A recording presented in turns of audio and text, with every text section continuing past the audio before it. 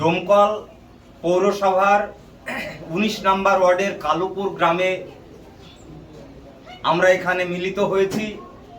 গত 2 দিন আগে একটা নাইট ক্রিকেট টুর্নামেন্ট খেলার আয়োজন করা হয়েছিল এবং একটা বস্ত্র বিতরণেরও প্রোগ্রাম করা হয়েছিল, যেখানে 40 থেকে 50টি পরিবারে এই কালুপুর গ্রামবাসীর বস্ত্র বিতরণ করেছিলেন।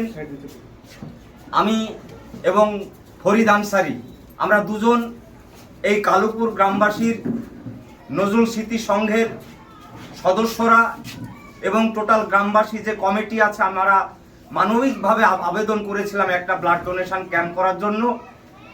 তারা একদিনের নোটিশে সত্যি একটা ক্যাম্প আজকে করে ফেলেছেন, যেটা ডোমকলে 400 থ্যালাসেমিয়া পেশেন্ট আছে, রক্তের হাহাকার গোটা হাসপাতাল জুড়ে।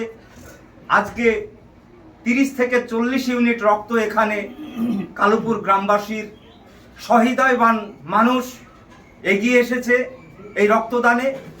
সত্যি আমরা কৃতজ্ঞ এই 19 নম্বর ওয়ার্ডের কালুপুর গ্রামবাসীর কাছে, যে আগামী দিনে এই ধরনের মানবিক এবং সামাজিক কাজে কালুপুর গ্রামবাসী এগিয়ে আসুক।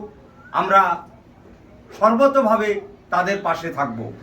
এখানে এই গ্রামে অনেক মানুষ আছে সত্যি অসহায়, যাদের পাশে থাকার অনেকেরই খোঁজ নেন না।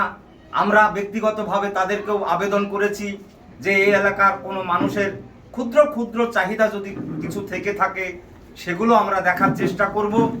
রক্তদান মহৎদান, এই রক্তদানে এগিয়ে আসুন। ডোমকল হাসপাতালে সত্যি ডোমকলই একটা জায়গা যেখানে 400 থ্যালাসেমিয়া পেশেন্ট আছে, যাদের প্রতি মাসে রক্তের প্রয়োজন হয়। তা আমি দলমত নির্বিশেষে, জাতি ধর্ম নির্বিশেষে সকলকে আহ্বান করব, প্রত্যেকে যারা আছেন ডোমকল ব্লকে, ক্লাব হোক এনজিও হোক, সবাই একটু একটু করে এগিয়ে আসুন এই থ্যালাসেমিয়া বা মুমূর্ষু মায়েদের এই রক্তের জন্য।